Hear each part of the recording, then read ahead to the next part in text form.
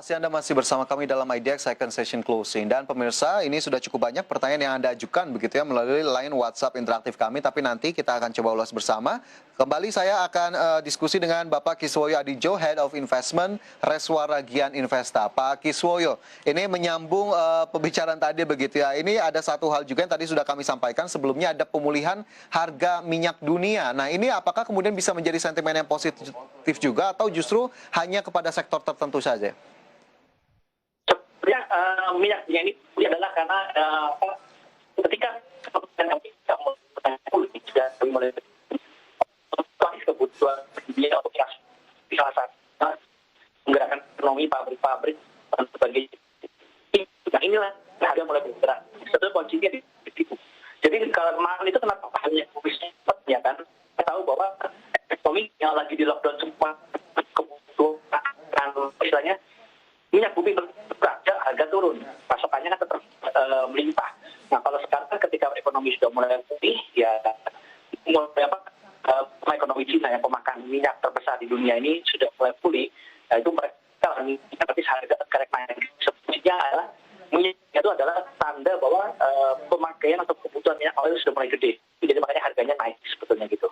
Oke, jadi memang recovery juga diharapkan begitu ya dari indikasi salah satunya kenaikan harga minyak dan tentunya ini akan berpengaruh terhadap industri-industri begitu. Nah, dari harga minyak yang juga tadi kami sudah sampaikan, Pak Kiswoyo, mungkin nanti juga kita bisa gali lebih dalam apakah ada sektor tertentu yang memang diuntungkan dari kenaikan harga minyak itu. Tapi ada satu saham yang juga menjadi bahasan kami di hari ini, sektor pertambangan tapi metal mining. Ini ada Vale Indonesia, Pak Kiswoyo, yang hari ini sayang sekali harus ditutup negatif setelah kemarin sepertinya cukup positif pergerakan. Untuk Vale Indonesia atau Inco, apa yang bisa kita perhatikan sampai dengan saat ini, Pak Kiswoyo? Vale Indonesia atau Inco ini memang sudah cukup banyak, ya karena ibaratnya ini kemarin itu sudah kena sentimen soal baterai listrik. Jadi ketika orang mobil listrik, ekonomi sudah mulai berharap sudah mulai pulih, terus dia mobil listrik mulai menjamur, Indonesia juga akan sudah bilang kan tidak boleh impor mentah lagi, harus kalau bisa impornya bukan jadi lagi, tapi sudah jadi atau produk jadi berupa baterai listrik. Jangan baterai bikin pabrik baterai di sini. Jangan kita impor nikel mentah terus diolah di sana, terus kita butuh baterai listrik, dijual baterai listrik dalam harga lebih mahal ke sini.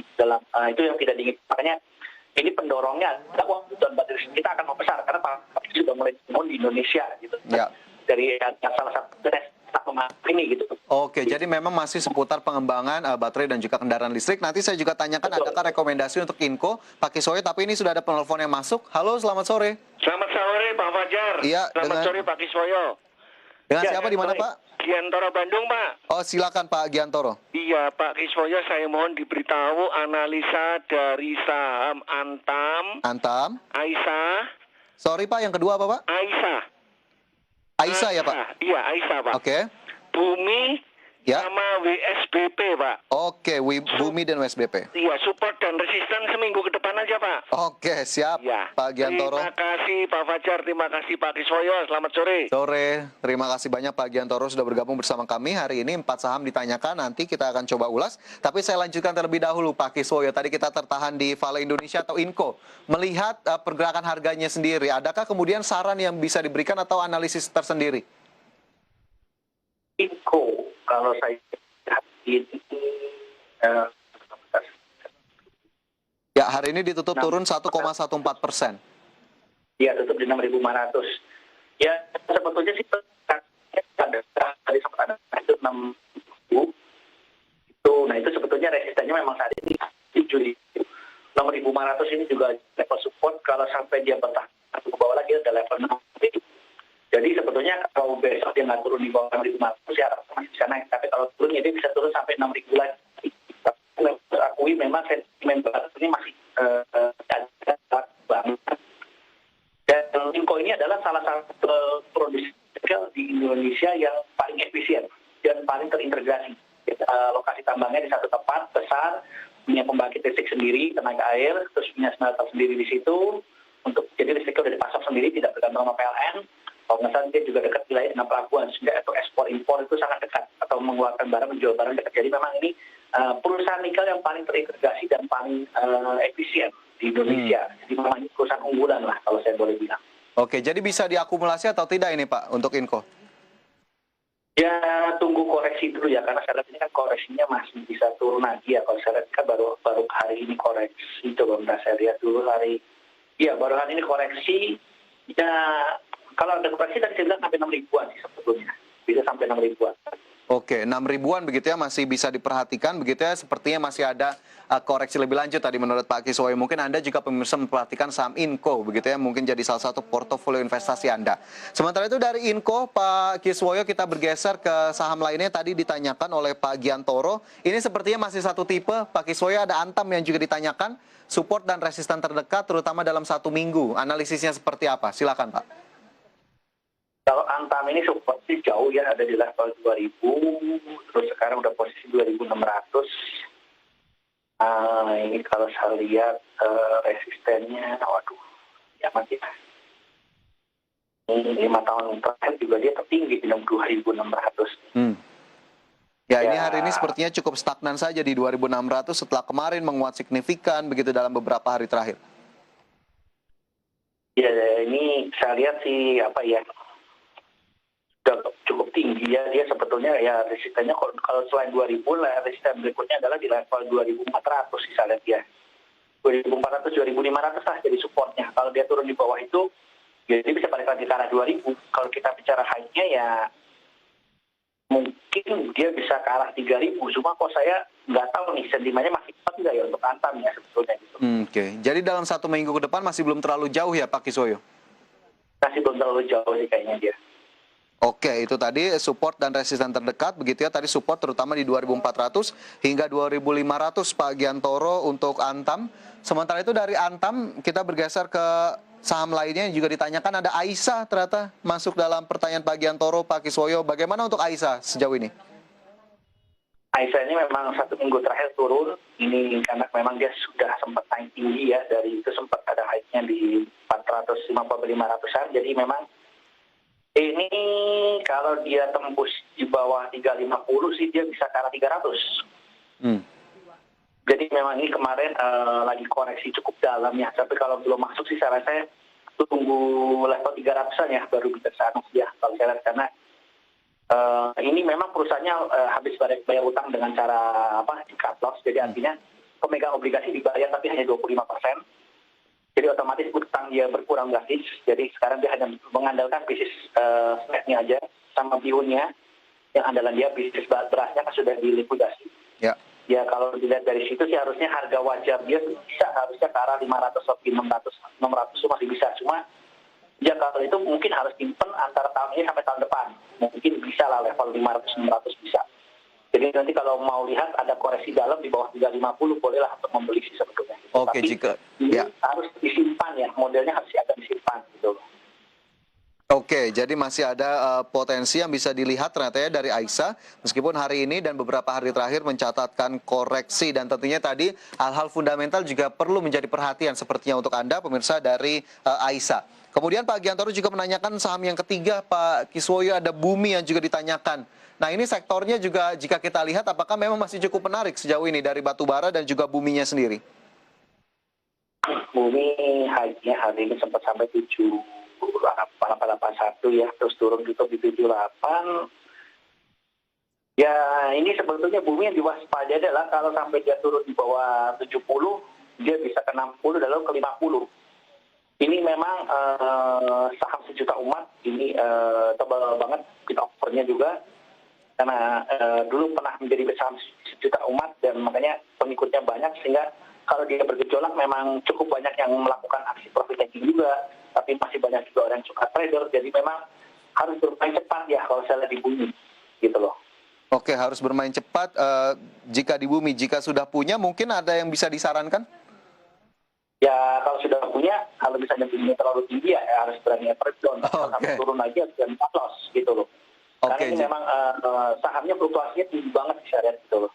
Oke, fluktuasinya tinggi, ini yang menjadi catatan Pak Giantoro untuk saham Bumi begitu ya. Semoga bisa menjadi tambahan informasi untuk Anda. Sementara satu saham lainnya dari sektor yang berbeda juga, ini Pak Kiswoyo, ada Waskita Beton atau WSBP yang juga masuk dalam pertanyaan. Untuk support dan resisten terdekat sebetulnya di level berapa ini?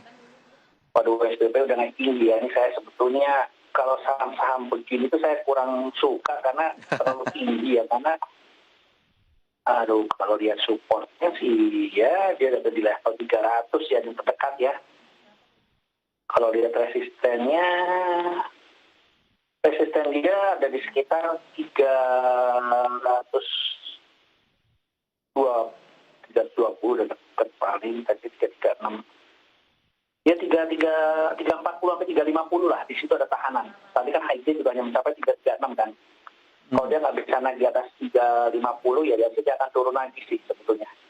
Oke, jadi ada level konfirmasinya tadi ya, Pak Kiswoyo 350 untuk kemudian dilihat kembali.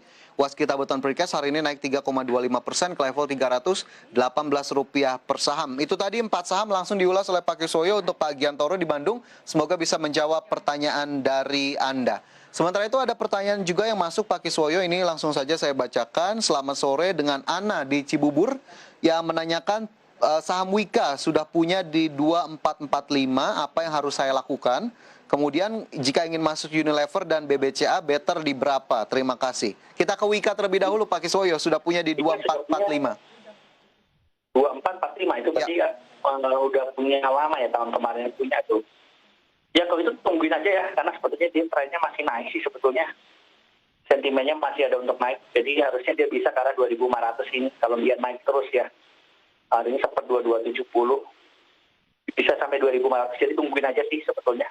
Oke, di hold terlebih dahulu karena potensinya masih bisa lebih tinggi ya Pak Kiswoyo?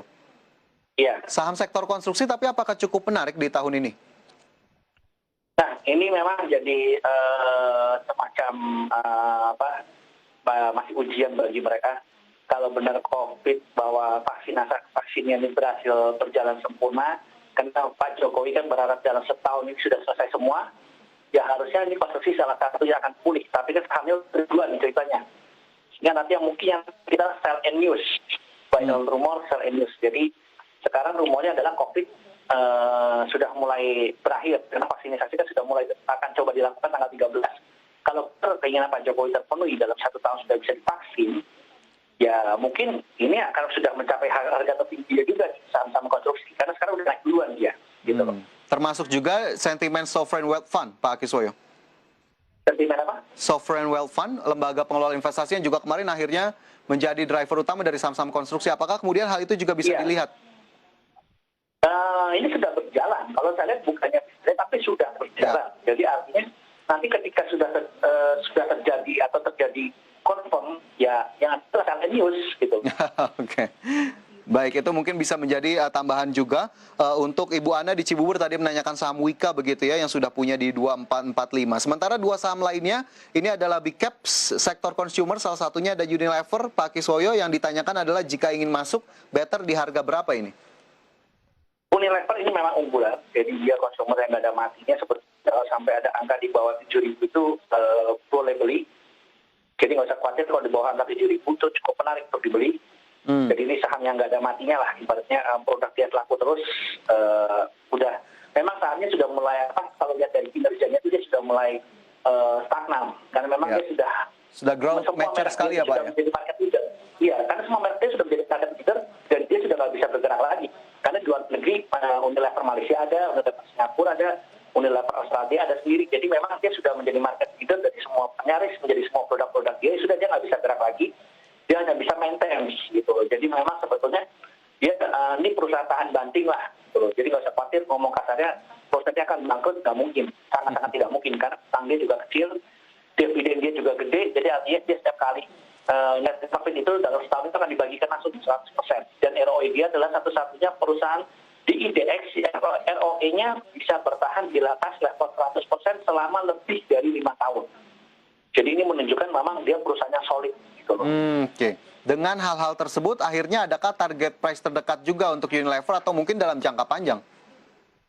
Unilever memang kelemahannya adalah dia ambil di awal tahun kemarin atau akhir kemarinnya lagi, jadi akhir saya lupa itu antara akhir 2019 atau awal 2020, dan biasanya sama habis tahun itu akan tidur biasanya sampai 2 tahunan. Jadi kalau tahun ini dia tidak bisa bangkit, harusnya tahun depan dia akan bangkit. Ya, kalau kita bicara apakah 10.000 itu bisa dicapai kembali, karena kan harusnya harganya. Apakah 2000 bisa dicapai kembali, bisa, tapi mungkin untuk tahun ini tidak bisa, mungkin tahun depan bisa untuk level 10.000. Jadi kalau nanti ada turun dalam, ini untuk level boleh digajikan. Oke. Baik, jadi memang itu tadi bisa juga dilakukan atau dieksekusi. Ibu Ana di Cibubur yang menanyakan saham Unilever, begitu ya. Tapi sekali lagi keputusan investasi tetap kami kembalikan kepada Anda. Pak Kiswoyo, tadi masih ada satu saham lagi perbankan, BBCA, akan saya tanyakan usai jeda. Pemirsa jangan beranjak dari tempat Anda, kami segera kembali sesaat lagi.